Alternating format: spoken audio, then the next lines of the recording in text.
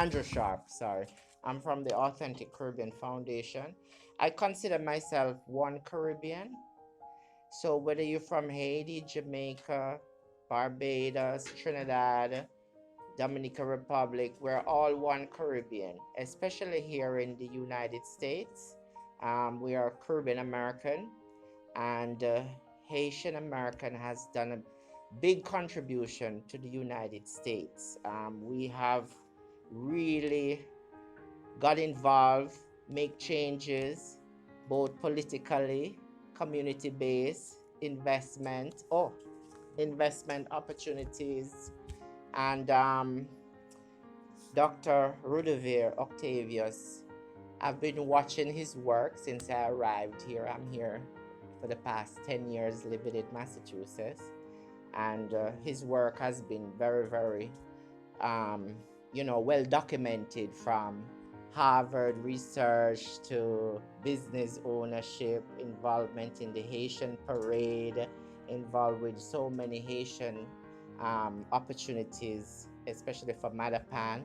And not just only Madapan, we see Randolph, Brockton, which have expanded, and I know Northern, Everett, Medford, all of those northern cities. And our foundation realized that Massachusetts play a vital role in the whole development of Caribbean America. We have been the longest state that Caribbean American first arrived in the United States. And we decided to honor a lot of our local Caribbean folks here. We have people who here, like last year and the year before, we honored Mr. Robert Studio, who have been in business for over 50 years. So there's a lot of Caribbean folks who have been doing a lot of work in the Caribbean community for many years, and it's about time now we honor them. We also have to honor our own. We have to build up our own, and the foundation was so pleased to take advantage and decided, say, let's look at a lot of our Caribbean folks who have been doing great work and give them an award. It might be simple, but it means a lot for people who are doing great work in the community. And it's a cross section of work, persons that we give, from a younger folks who is really doing great work. And we have a few Haitian awardees. If you look at it, Professor Vital, she's from the Haitian background. Bernadine is also Haitian in the booklet, if you look at it. So we have given a few Haitian who have been doing tremendous work in the community. And we just keep doing it every year. It's not just having a business, but what you do for the community. A lot of these people help people who don't have any meals, people who need just some assistance with their financial, how to navigate the system. So it is with great pleasure. I'm so excited that we have chosen Dr. Rodelaire Octavius for this award, and the foundation continue to push for Caribbean interests throughout the community. We just need another person in the State House. We need to get some Caribbean folks in the State House, in legislative. Like how we had Linda Dorsina was there, but definitely we got to put somebody else so that we can open the doors to more opportunity for Caribbean American folks. That's me in a small nutshell. I am just doing the work of the people, and I'm happy that you guys are here to celebrate this great achievement for Dr. Octavius. And get involved. I always say, whatever you can do, get involved. If you could volunteer, if you're a teacher, you could mentor a child. There's many things that we can do to get involved to help our community. Giving out food, it's the pandemic, how we can help our brother. And we know Haitian people and Caribbean folks on a whole. When time come together for us to help, we come together and we get stuff done. So thank you very, very much for the support. happy to be amongst my Caribbean brothers and sisters. And please join us on Saturday. It's going to be a great event. Um, Senator Elizabeth Warren has really supported us tremendously. That's one senator I could say is all out for the Caribbean community. We're giving her honorable mention, and she'll have a message for us. And we have many distinguished guests on it, from ambassadors to mayor to city councilors and our general Caribbean folks. So we look forward to a great event with lots of entertainment for you to enjoy. Sorry that we can't have it physically, but I know next year we'll have a bigger and better event. And one thing I miss about this event is the food, or Caribbean food. So I look forward to next year. So thank you very, very much. And thanks for your support. Thanks for your support. And anything that you guys need, just reach out to us. We as the foundation just keep pushing for, to open the doors for Caribbean folks. And not just only for Boston, but the entire Massachusetts. So as our population grow, we have 180,000 Caribbean American folks living in the state of Massachusetts. 180,000. We're the fourth largest in the nation, in the entire United States. Caribbean, Massachusetts is the fourth largest. So I'd like to present this award and certificate to the big man himself.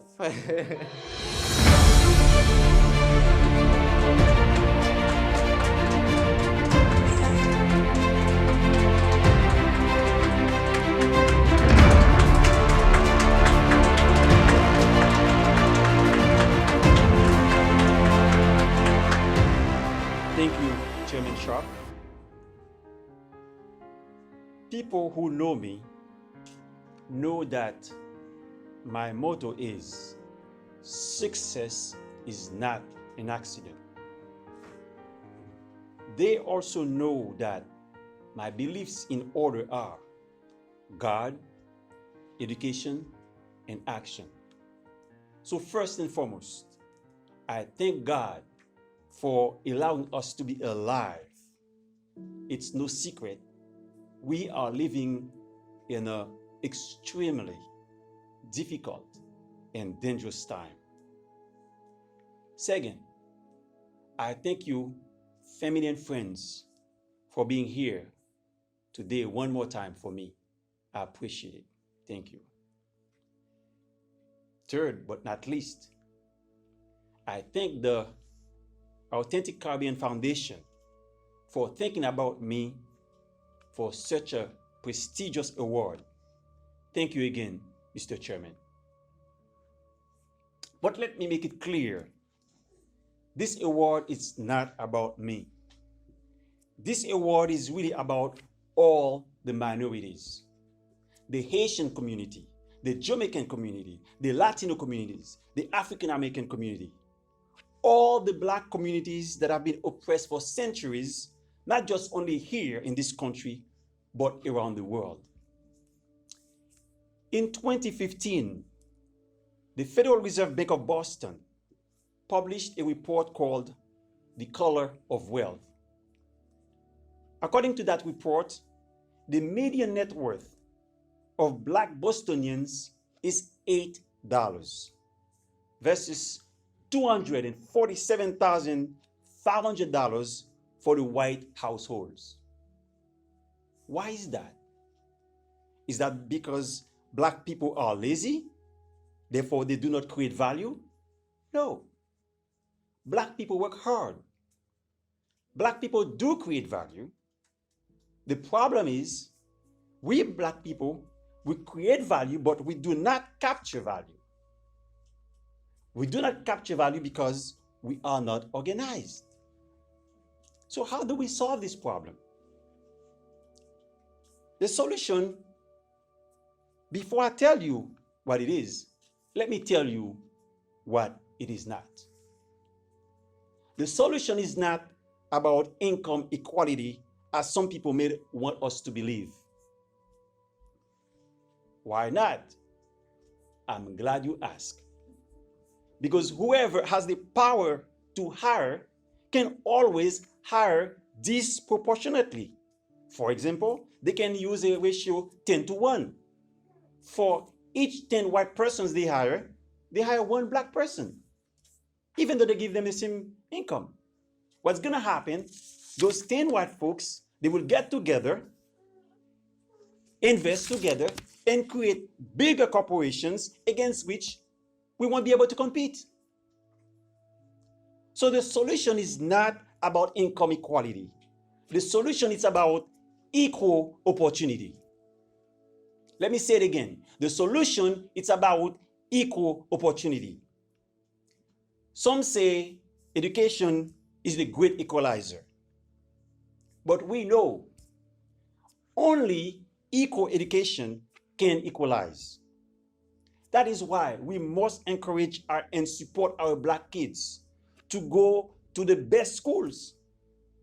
We need to fight for equal opportunity in education. Now listen to this. Having the best education is important, but it is not enough. It is a good beginning, but by itself, it will not take us there. We need to break away from this myth that knowledge is power. Knowledge is potential power. It can become power if you use it. Thus, we need to acquire knowledge for sure, but we need to put it into work. In February 2020, News One published the article Black Buying Power by the Numbers. In this article, they said, quote, with nearly 50 million black people in the United States, black consumers spend more than $1 trillion a year, unquote. $1 trillion a year. But we black people, we don't have nothing to show for it. This is a problem. This is a big problem. This is the problem. How do we solve it? But before I tell you, let me give you a little bit of history. I'm originally from Haiti, the first black republic in the world. Why? Because we are the first who fought against slavery and won. No wonder why I'm so proud. No matter what they say, they can't rewrite history. They can't take this away from us. But this is not the main part of this story that I want to share with you.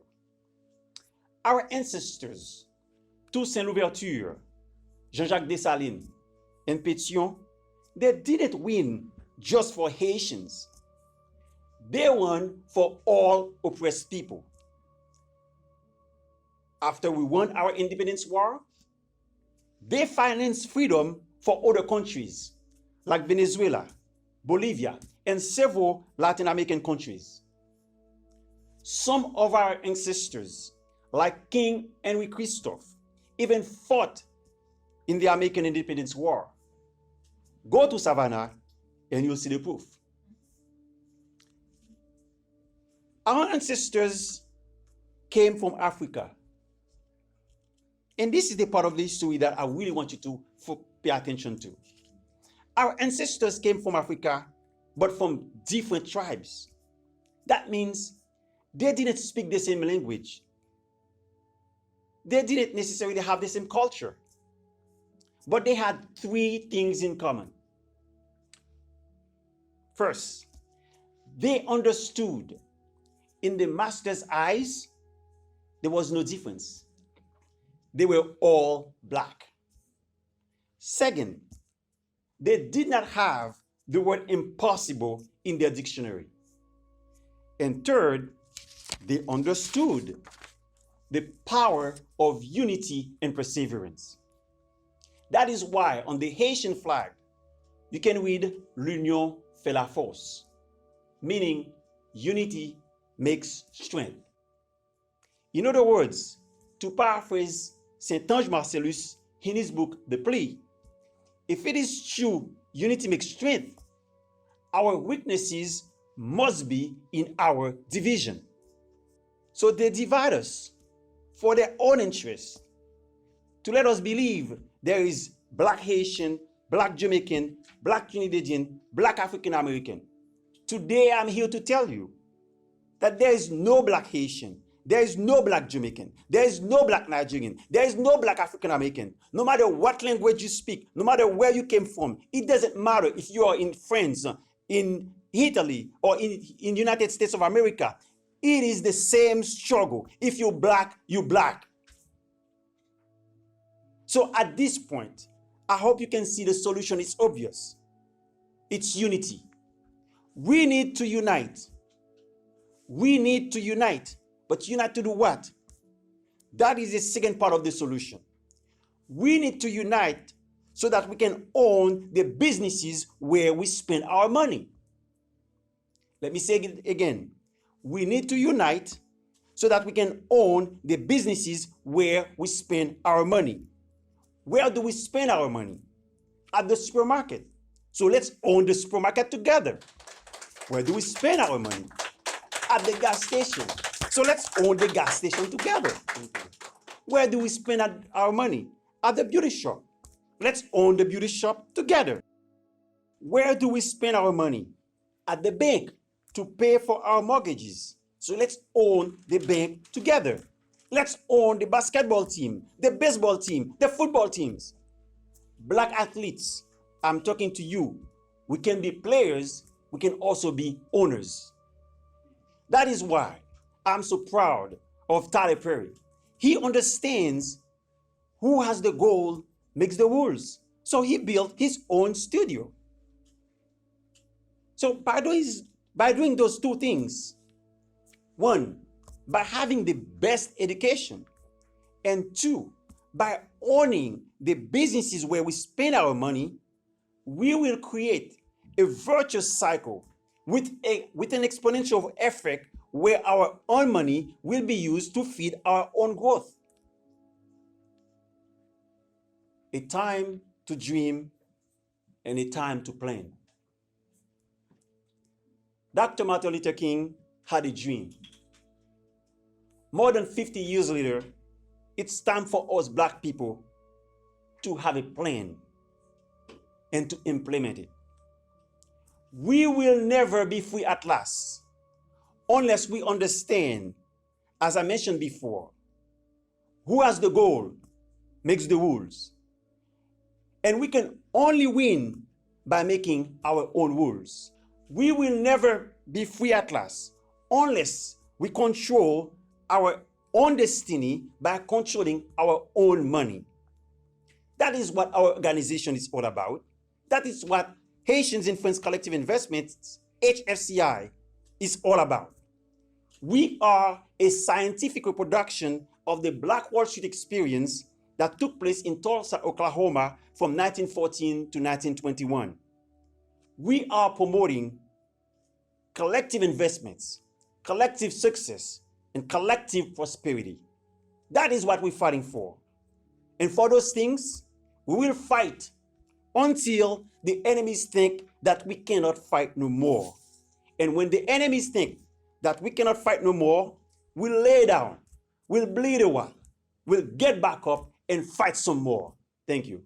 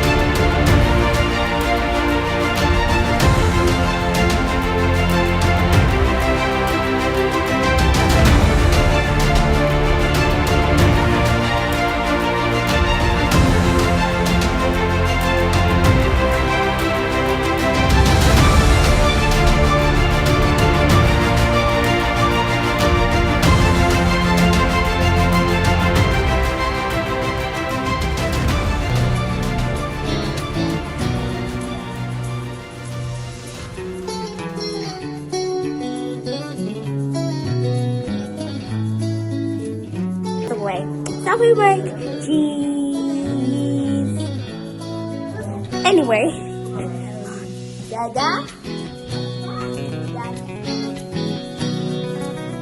The cute Riley Phillips.